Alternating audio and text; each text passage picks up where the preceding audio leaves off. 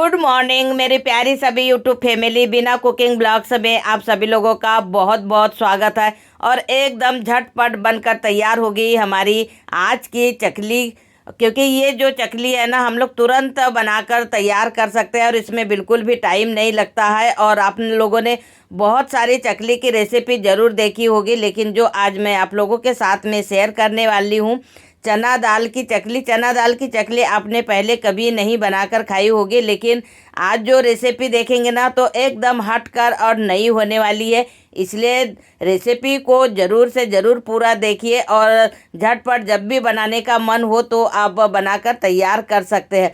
बहुत ही सिंपल सी रेसिपी है। तो चलिए हम लोग देखते हैं आज की रेसिपी। यहाँ मैंने लिया है 1 कटोरी चना दाल। तो ये चना दाल हमारी नॉर्मल जो चना दाल होती है वो नहीं है, ये हमारी जो क्या बोलते हैं दालिया जो होती है, चना दाल की जो दालिया बनकर तैयार होती है उसी से आज हम लोग चकली बनाकर तैयार करने वाले हैं। तो यहाँ पर मैंने 1 कटोरी चना दाल लिया है, दालिया जिसे हम लोग कहते हैं, और इसे हमें मिक्सर के जार में पीस कर इसका एकदम बारीक पाउडर बनाकर तैयार कर लेना है। और बहुत ही आसानी से ये पीस कर तैयार हो जाती है। वैसे अगर आप चाहे तो बेसन की भी बना सकते हैं, लेकिन आज हम लोग चना दाल की बनाने वाले हैं। अब हमने इसे पीस लिया है। पीसने के बाद में हमें इसे चलनी में छान लेना है, क्योंकि इसमें कुछ कुछ चना दाल बच जाती है पीसते समय, तो वो नहीं रहना चाहिए। तो ये देखिए इस तरीके से छान लेंगे। बची हुई को हम लोग और पीस कर मिक्स कर लेंगे। अब इसी के साथ में इसमें हमें डालना है 3 कटोरी चावल का आटा, क्योंकि ये चावल के आटे से एकदम कुरकुरी बनकर तैयार होगी। तो 1 कटोरी हमारी चना दाल है और 3 कटोरी हमने इसमें डाल दिया है चावल का आटा। तो चावल का आटा डालने के बाद में इसे हमें अच्छे से छान लेना है और फिर हमें इसमें मिक्स करना है 1 कटोरी मैदा। मैदे से बाउंडिंग आ जाएगी तो हमारी चकली टूटेगी नहीं। तो बस सभी को हमें अच्छे से मिक्स कर लेना है। मिक्स करने के बाद में उसी कटोरी से हमें आधा कटोरी तेल को गुनगुना कर देना है और इसे में मिक्स कर देना है। और साथ में हल्दी पाउडर, नमक अपने स्वाद के अनुसार ही डालना है, ज़्यादा बिल्कुल भी नहीं डालना है। और फिर इसमें हमें डाल देना है थोड़ा सा हींग। हींग से और भी ज़्यादा टेस्टी बनेगी। काली मिर्च का पाउडर, जीरा पाउडर और साथ में सौंफ डाल दिया है। और थोड़ा सा हमने अजवाइन, लाल मिर्ची पाउडर और इसमें 2 से 3 चम्मच हमने डाल दिए है सफ़ेद वाले तिल।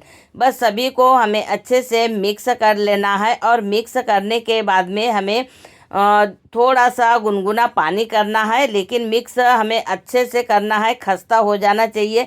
लेकिन आधा कटोरी जब तेल हम डालते हैं तो बहुत ही अच्छे तरीके से हमारा ये आटा खस्ता हो जाता है। मतलब इस तरीके से हमारी मुट्ठी बन जाना चाहिए।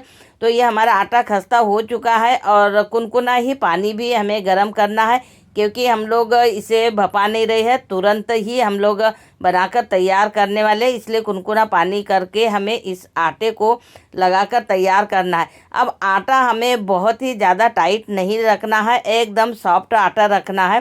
तो ये देखिए बहुत ही आसान तरीके से एकदम खस्ता आटा हमारा है, तो जल्दी से सॉफ्ट हो जाता है। पानी वगैरह भी इसमें ज़्यादा नहीं लगता है, बहुत जल्दी आराम से तेल वगैरह के साथ में ये खस्ता होकर तैयार हो जाता है। बस इस तरीके से हमें आटे को लगाकर तैयार कर लेना है। और फिर हमें दूसरे बर्तन में रख कर इसे 15 से 20 मिनट तक हमें सेट होने के लिए रखना है, क्योंकि अगर सेट नहीं होगा तो हमारा जो जैसे हमने मैदा वगैरह और चना दाल का जो पाउडर वगैरह डाला है तो वो अच्छे से मतलब फूलेगा नहीं। तो फूल जाना चाहिए, मतलब सेट हो जाना चाहिए।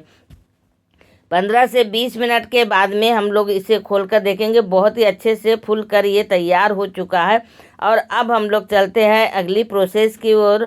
तो यहाँ पर हमने लिया है एक मशीन, जो कि सेवई बनाने की ही मशीन है। और इसी में एक साँचा होता है चकली बनाने का, जो स्टार जैसे हमारा साँचा होता है। तो हमें सबसे पहले तो मशीन के अंदर में हल्का हल्का तेल लगा लेना है, ताकि हमने जो पेस्ट बना के रखा है वो चिपकना नहीं चाहिए। तो ये देखिए इस प्रकार का हमें स्टार वाला साँचा लेना है और इसे अच्छे से पैक कर लेना है। पैक करने के बाद में हमने जो आटा गूँथ कर रखा है उसे थोड़ा थोड़ा करके हमें मशीन में डाल देना है। डालने के बाद में हमें इसे अच्छे से ढक्कन को पैक कर देना है। और ये देखिए ढक्कन हमने पैक करने के बाद में हमें एक प्लेट वगैरह थाली बड़ी सी लेना है और उसमें थोड़ा सा तेल से ग्रीस कर लेना है, ताकि जब भी हम लोग चकली बनाए तो आसानी से निकल जाए, चिपकना नहीं चाहिए।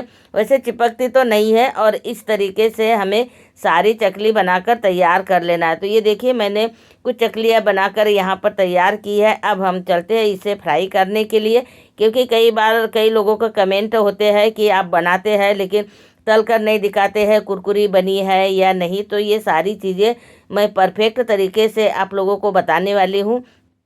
तो ये देखिए बिल्कुल भी नहीं चिपकी और ना ही बिल्कुल भी टूटी नहीं है, क्योंकि इसमें बाउंडिंग के लिए हमें 1 कटोरी मैदा ज़रूर डालना है, क्योंकि 3 कटोरी हमने चावल का आटा लिया है तो वो भी एकदम खस्ता होता है, और जो हमने चना दाल 1 कटोरी लिया है वो भी बहुत ही खस्ता हो जाता है। तो इसमें बाउंडिंग के लिए हमें 1 कटोरी मैदा लेना बहुत ज़रूरी है और सभी को मिक्स करके चकली बनाकर तैयार कर लेना है। और बस इस तरीके से थोड़ा सा कलर आते तक हमें इसे अच्छे से तल लेना और कम आंच पे ही हमें तलकर तैयार करना है। और ये देखिए कोई एक भी चकली टूटकर यहाँ नहीं हुई, मतलब टूटी नहीं है और एकदम परफेक्ट बनकर तैयार हुई है। तो बहुत ही सिंपल और आसान सी रेसिपी है और झटपट बनकर तैयार भी हो जाती है। और अभी गर्मी का मौसम चल रहा है, तो गर्मी के मौसम में अक्सर करके हमें इधर उधर जाना होता है और बिल्कुल भी टाइम नहीं मिलता है, और मेहमानों का भी आना जाना होता ही है। तो ये अक्सर मेरे घर में तो ये मतलब बनी ही रहती है। कुछ नाश्ते ऐसे रहते हैं कि हमें हमेशा बनाकर तैयार करना होता है, और अगर अचानक से अगर कोई मेहमान आ गए तो हमें टेंशन नहीं रहती है कि भाई अब हम लोग तुरंत क्या बनाएं। तो इसलिए मैं जब भी अगर गर्मी का मौसम हो या फिर कोई भी मौसम हो, मैं हमेशा अपने घर में इस तरीके का नाश्ता खुद घर में ही बनाकर तैयार करके रखती हूँ, ताकि मुझे टेंशन फ्री होकर मैं कभी भी मतलब रह पाऊँ। क्योंकि कभी कभी होता है ना कि अचानक से फ़ोन आ जाता है कि हम लोग आ रहे हैं, त्यौहार वगैरह में हो या फिर कोई भी मतलब कभी भी कोई भी आ जाता है हमारे घर में, तो फिर थोड़ा सा हमें टेंशन हो जाती है कि भाई अब नाश्ते में क्या बनाएं, क्योंकि बिना नाश्ते का तो हम लोग मतलब नहीं रह सकते हैं, क्योंकि नाश्ता तो हमें देना ही होता है। तो मैं इसलिए हमेशा इस तरीके के नाश्ते बनाकर रखती हूँ, ताकि मैं टेंशन फ्री होकर रह सकूँ।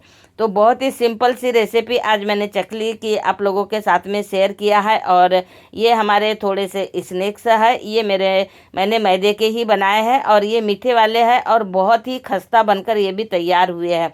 और बहुत ही सिंपल और आसान तरीका है इसे भी बनाने का। इसकी रेसिपी भी ऑलरेडी मेरे चैनल पर अपलोड है। और ये देखिए मैंने थोड़ा सा पेपर पोहा भी बनाकर तैयार कर लिया है। कभी हमें अगर सफ़र में जाना है तो भी, या फिर अगर कोई मेहमान आ गए हैं तो भी हम लोग आराम से उन्हें सर्व कर सकते हैं। तो जब भी आपको ऐसा लगे कि भाई ये सारी रेसिपियाँ हमें वाकई में बनाकर स्टोर करके रखना चाहिए, तो आराम से 1 महीने तक हम लोग स्टोर करके रख सकते हैं और 1 महीने तक हम लोग टेंशन फ्री भी रह सकते हैं।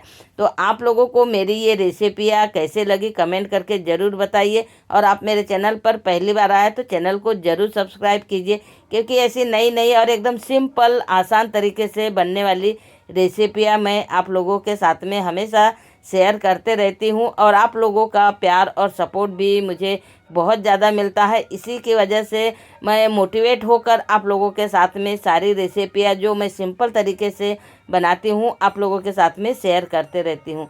तो चलिए मिलते हैं नेक्स्ट रेसिपी के साथ में। Thank you, bye bye.